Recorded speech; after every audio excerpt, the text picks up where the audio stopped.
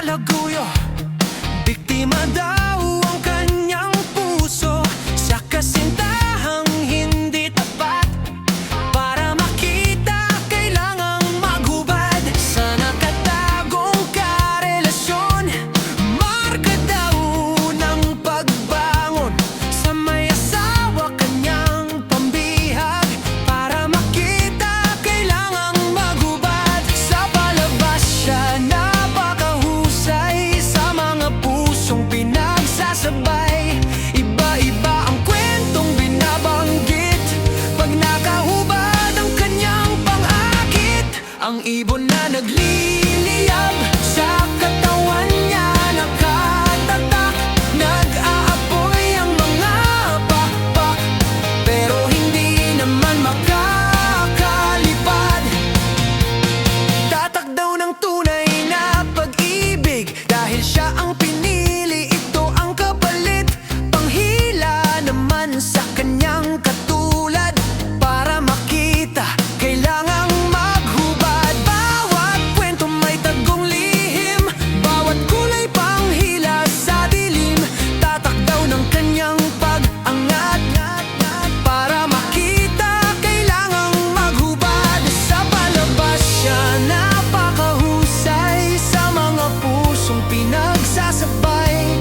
Iba-iba ang kwentong binabanggit pag nakahubad ang kanyang pang-akit.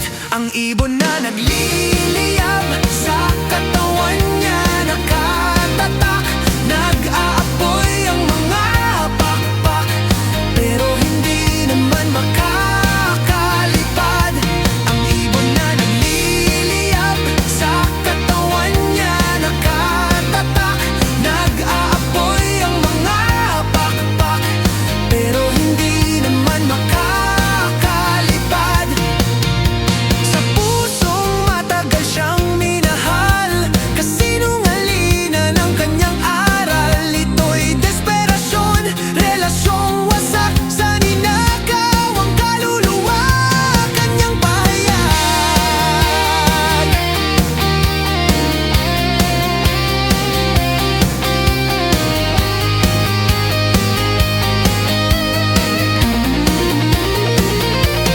Sa palabas siya napakahusay sa mga pusong pinagsasabay. Iba-iba ang kwentong binabanggit pag nakahubad ang kanyang pang-akit.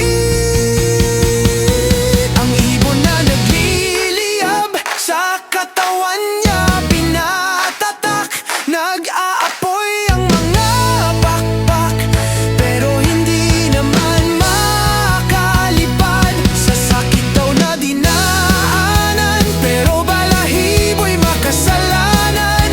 Marka ng kasinungalingang bunga ng kanyang kataksilan. Ang ibon na nagliliyab, mga pangarap daw na natupad. Nakamit lang naman niya ang lahat dahil sa kaluluwang nagpalipad. Ang ibon na nagliliyab sa katawan niya, nakatatak, para makita ang buong sukat. Kailangan niyang maghubad. Ang ibon na nagliliyab